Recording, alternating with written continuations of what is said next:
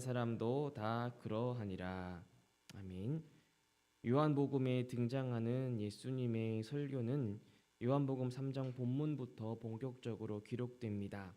요한복음에서 첫 번째로 시작하는 예수님의 직접적인 가르침은 사람은 어떻게 살아야 하는가가 아니라 사람은 어떻게 거듭나는가였습니다. 예수님께서는 인간이 거듭나기 전에는 참된 인생을 살 수 없다는 것을 말씀하십니다. 우리 모두에게 어느 누구도 거듭나기 전에는 하나님 앞에 설 수 없다는 것을 깨우쳐 주시고는 이 거듭남의 비밀이 얼마나 우리 인생들이 풀어야 할 중요한 질문인지를 깨닫게 하셨습니다. 사람이 거듭날 때에야 하나님의 나라를 볼 수 있다면 이 거듭남은 하나님의 백성들에게 생명이 걸린 중요한 문제고 질문이 된다는 것을 알 수 있습니다. 먼저 예수님께서는 니고데모의 첫 질문에 대해 첫 번째로 주신 말씀이 3절입니다. 사람이 거듭나지 아니하면 하나님의 나라를 볼 수 없느니라. 그렇기 때문에 예수님께서 니고데모에게 하신 이 첫 말씀의 의미는 사람이 거듭나지 아니하면 하나님의 나라에 들어갈 수 없다라는 뜻으로도 풀이할 수 있습니다. 예수님의 이 대답은 니고데모에게 큰 충격을 주었을 겁니다. 자신은 하나님의 나라에 들어갈 수 있는 그러한 자격이 있는 유대인의 지도자라고 생각했고 나름 성공하고 승리한 하나님의 백성으로서 바리새인이라 생각했는데 예수님께서는 너 니고데모는 거듭나지 아니하면 하나님의 나라를 알 수 없고 들어갈 수 없다라는 말씀을 주신 것입니다. 바리새인으로서 나름 하나님의 말씀을 알고 있다라고 생각했던 이 니고데모에게 큰 충격이 아닐 수 없습니다. 말씀을 머리로만 아는 것으로 하나님의 나라에 들어가는 것이 아니었습니다. 말씀을 겉으로 행한다고 해서 들어갈 수 있는 나라가 아니었습니다. 거듭나야 들어갈 수 있다라는 것을 방금 깨달았지만 이 니고데모는 이것을 받아들일 수가 없었습니다. 니고데모는 예수님의 이 말씀을 통해 이제껏 자신이 알고 듣고 연구했던 모든 것들이 뒤흔들어 퍼지는 큰 충격을 받은 것이 분명합니다. 따라서 니고데모는 예수님의 말씀을 인정되지 않았고 받아들일 수가 없었던 겁니다. 그런데 예수님의 첫 말씀이 인정할 수 없었던 그 한 사람의 마음에 불을 지핀 것 같습니다. 믿어지지도 이해되지도 않지만 예수님의 그 한 말씀이 니고데모의 마음을 열리게 하는 길이 되었고 근거가 된 것입니다. 이해되지도 않고 인정할 수도 없지만 뭔가가 알고 싶어 하는 마음이 생겨난 겁니다.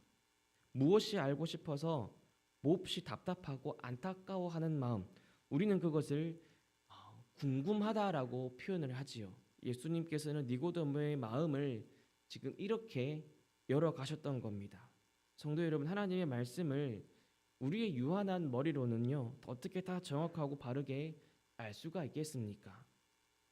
어떤 사람은 말씀을 읽으면 읽을수록 의문만 들고 의심만 든다라고도 합니다. 또 어떤 분은 말씀을 읽어 나가다가 현실에 맞지 않는 뜬구름 같은 답이라고 생각할 것입니다. 하지만 하나님께서는 그렇게 사람의 마음을 열어가십니다. 그 의문이, 그 질문들이 치열한 현실을 살아가는 우리의 마음에 일어날 때에 다시 하나님의 말씀에 귀를 기울이게 되고 우리는 결국에는 답을 얻게 되어 있습니다. 그때까지 우리는 질문해도 좋습니다. 의문도 품어도 좋습니다. 걱정하지 않아도 됩니다. 말씀 속에 이미 답이 다 있기 때문입니다. 속으로 감춰두지 말고 하나님 앞에 그 질문을 가지고 나아가 기도하십시오. 기도하면서 하나님 계속 질문하십시오. 하나님께서는 우리의 속마음까지도 다 세미하게 알고 계시고 듣고 계시기 때문에 감출 것도 없습니다. 감출 것 없이 하나님 앞에 통회하는 마음으로 묻고 기도할 때에 세미한 음성으로 깨닫게 하신 하나님의 놀라운 은혜를 경험하는 우리가 되기를 축복합니다. 본문의 니고데모 보십시오. 그런 궁금함에 니고데모는 4절에서 예수님께 다시 질문합니다. 바로 질문이 이어집니다. 사람이 어떻게 날 수 있습니까? 두 번째, 모태에 들어갔다가 날 수 있는 겁니까? 바리새인이고 유대인들을 가르치는 지도자일지라도 니고데모는 예수님께 이렇게 납득이 안 되지만 질문해야 했습니다. 서서히 부드럽고도 엄중히 말씀하시는 하나님의 아들 예수님의 음성에 니고데모는 조금씩 그리고 서서히 자기 안의 것을 뒤로 물러내고 예수님의 말씀을 받아들이며 예수님의 말씀에 질문하기 시작하였습니다. 우리는 세상의 모든 것을 통달하고 다 알지라도 여전히 예수님 앞에서는 질문해야 하는 인생이라는 것을 우리는 깨닫습니다. 내가 아무리 말씀을 잘 안다고 할지라도 다 아는 것이 아닙니다. 정확하게 아는 것도 아닙니다. 그런 쓰라린 자기 부인과 내려놓음과 자신의 무능력함을 인정하고 자신이 잘난 사람이 아님을 인정할 때에 거기에서보다 참된 지식을 소유하게 됩니다. 그 깨달음이 우리를 더욱더 하나님 앞에 그 말씀 앞에 가까이 나아가게 하는 통로가 됩니다. 자기 안에 자기의 것이 가득해서 다른 것을 받아들이지 못하는 사람은요, 철저히 더 뒤집혀지고 인정하기 싫은 큰 충격이 들어와서 자존심도 무너지고 그 안에 모든 지식이 무너지는 것을 경험할 때가 있습니다. 그런 후에야 그는 하나님의 은혜와 사랑을 깨닫고 누리게 됩니다. 사람이 그것을 할 수 없으니까, 그리고 그것조차 거부하니까 깨닫게 하시고 경험하게 하시는 분이 하나님이신 겁니다. 그러기 전까지는 진정한 회개나 진정한 깨달음이나 뉘우침이 그 사람 안에 일어날 수 없다는 것을 우리는 깨닫게 됩니다. 내 것으로 가득 차서 다른 무엇을 납득하지 아니하고 받아들이지 아니하고 니고데모처럼 이렇게 자기 거 다 옳고 자기 생각도 다 옳고 지식이 전부 바르다고 생각하면 할수록 더욱더 비참하고 무지한 자임을 하나님께서는 깨닫게 하신다는 것을 우리는 기억해야 됩니다. 때문에 그런 사람도 하나님 안에서 희망이 있음을 우리는 발견하지요. 그런 사람일지라도 예수님 말씀 안에서 철저히 깨어지고 뒤집어지는 것을 경험하며 그리고 순종하며 자신의 무지함을 깨닫고 더욱더 겸손의 자리로 나아가는 겁니다. 아무리 아무도 감당할 수 없는 외골수일지라도 실로 예수님 말씀 안에서 자신의 자존심과 알량한 지식이 무너지고 다시 변화되는 것을 경험하게 되는 것이죠. 때문에 그런 사람일수록 더욱더 예수님을 만나야 합니다. 예수님께서 만나 주셔야 합니다. 그러면 우리는 이렇게 늘 기도해야 됩니다. 하나님, 내 안에 알량한 지식과 자존심, 다른 것을 도무지 받아들이지 아니하는 내 안의 교만함, 내가 옳다고 생각하는 성격과 마음이 하나님의 말씀 앞에 순종하는 것을 방해하고 있지는 않습니까? 나 같은 죄인 불쌍히 여기셔서 니고데모를 만나셨던 주님, 나를 좀 만나 주십시오. 나를 좀 만나 주셔서 말씀하여 주시고 깨닫게 하여 주시고 다시 겸손케 하여 주시고 내 안에 모나고 악한 것들이 철저히 무너지고 부서져 다듬어지고 변화되어서 주님의 말씀에 순종하고 겸손하고 인정하게 하여 주시옵소서. 새해입니다. 우리가 이제 새해를 앞두고 있습니다. 정말로 새해에는 우리가 더욱더 성숙하고 성장하고 변화되고 다듬어져야 될 것입니다. 정말 이것이 우리의 간절한 소망이 되고 우리의 신앙의 여정에 중요한 새해가 되었으면 좋겠습니다. 이렇게 기도할 때 우리의 간절함을 아신 하나님께서 우리를 만나 주실 것을 또한 믿습니다. 실로 우리 안에는 희망이 없고 소망도 없지만 하나님께서는 우리의 유일한 희망이시고 소망임을 믿고 오늘 하루 이렇게 기도하고 새해를 맞이하는, 그래서 변화를 받아 그 은혜를 누리는 우리 모두가 되기를 주님의 이름으로 축복합니다. 그렇다면 4절에서 니고데모가 다시 질문한 부분에 대해 우리 예수님께서는 무엇으로 답하셨을까요? 사람이 어떻게 날 수 있습니까? 두 번째 모태에 들어갔다가 날 수 있는 겁니까? 라는 이 질문에 예수님께서는 5절에서 차근히 대답하십니다. 진실로 진실로 네게 이르노니. 이 말씀은요, 참으로 중요한 말을 지금부터 하겠다라는 뜻입니다. 지금부터 너 니고데모에게 하는 이 말은 참으로 너희 삶의 가장 중요한 답이 될 것이다 라고 말씀하시는 그것입니다. 예수님께서 니고데모에게 거듭남에 대해 이제 본격적으로 말씀을 시작하십니다. 3절에서 거듭나지 아니하면 하나님의 나라를 볼 수 없다라고 하신 주님께서는 5절에서 다시 물과 성령으로 나지 아니하면 하나님의 나라에 들어갈 수 없다라고 하십니다. 따라서 본문에서 예수님께서는 거듭남이 하나님의 나라에 들어갈 수 있는 열쇠임을 분명히 말씀하시는 겁니다. 많은 사람들은요, 거듭남에 대해서 생활 방식을 좀 개선하고 새로운 생활로 바꿔내는 것쯤으로만 생각합니다. 하지만 사람의 태도가 신앙적으로 도덕적으로 흠잡을 데가 없고 그의 생각이나 인격이나 성품에도 아무 문제가 없을지라도 여전히 우리는 만물보다 거짓되고 심히 부패한 마음을 소유하고 있을 뿐입니다. 그런 생활 방식을 개선하는 것으로 우리는 구원받을 수 없습니다. 그것을 거듭남이라 말하지도 않습니다. 또한 어떤 사람들은 거듭난다라는 것을 세속적인 삶에서 종교적인 삶으로 바꾸는 것을 생각합니다. 하지만 우리가 생각해야 될 것은 지금 예수님께서 종교적인 사람 니고데모에게 거듭남에 대해 말씀하고 있다는 겁니다. 니고데모 또한 종교적인 사람이었습니다. 지도자였습니다. 때문에 예수님께서는 이 거듭남이 없이는 하나님의 나라에 들어갈 수 없다라고 하신 겁니다. 죄로 죽어서 흑암에 있는 우리를 새롭고 정결하게 하여서 비단으로 들어가도록 역사하신 하나님의 놀라운 사역, 그것이 우리 안에서 일어나는 것이 아니라 바로 하나님의 생명의 사역입니다. 정리를 하면 이 거듭남은 하나님으로부터 오는 변화를 일으키는 새로운 생명을 전달받는 것입니다. 그것이 거듭남입니다. 이 거듭남은 우리 안에서 스스로 생겨나는 것이 절대 아닙니다. 내가 거듭나고 싶다고 거듭나는 것이 아닙니다. 오로지 하나님의 사역이시며 하나님께서 베푸시는 은혜의 역사입니다. 때문에 우리는 반드시 하나님께로부터 오는 이 은혜를 필요로 합니다. 이 거듭남은 하나님께서 택하신 자들을 부르신 후에 일어납니다. 하나님께서 택하신 이 사람들을 하나님께서는 중생, 다시 말하면 거듭나게 하시고 철저히 깨닫게 하셔서 자기 안의 죄를 회개하게 하십니다.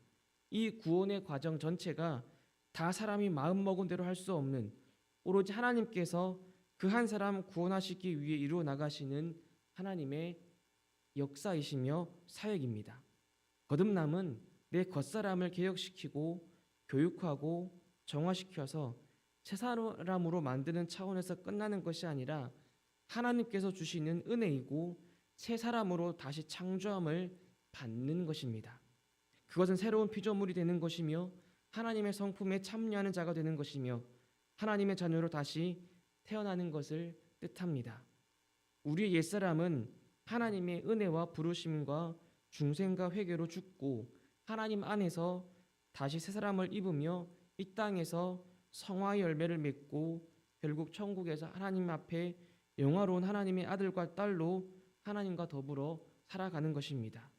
비록 이 땅에서 살아가는 우리의 마음에는 끊임없이 육적인 마음과 이 새로운 마음이 충돌을 하고 싸워 때로는 실패하고 좌절하고 아프고 힘들지라도 그럼에도 우리가 걱정하지 않아도 되는 것은 비록 이 땅에서 때로는 우리가 넘어지고 다시 실패할지라도 하나님께서 여전히 우리를 부르시고 하나님 편에서 은혜를 주시기 때문에 결국 우리가 승리하게 될 것이다 라는 점입니다.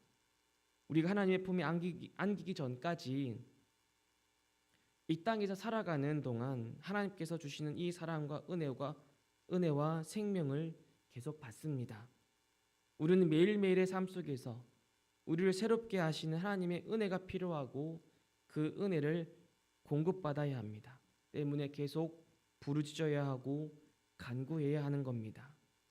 성도 여러분, 우리를 부르셔서 거듭나게 하시고 변화시켜 가신 하나님의 이 놀라운 생명의 사역이 내 안에 일어나고 내 자녀에게 일어나고 내 가정과 공동체에 일어나기를 소망합시다.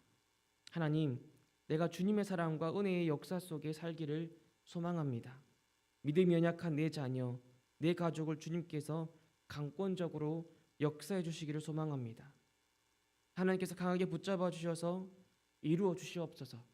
이렇게 간절히 기도하고 새해에도 기도하고 새해도 하나님 앞에 기도하며 나아갈 때 하나님께서는 분명히 우리의 작은 신음소리에도 응답하시는 그 주님의 음성이 우리를 큰 은혜로 세워주실 것입니다. 실망하지 말고 내려놓지 말고 포기하지 말고 더욱더 기대하고 바라고 소망하며 기도하고 부르짖으십시오.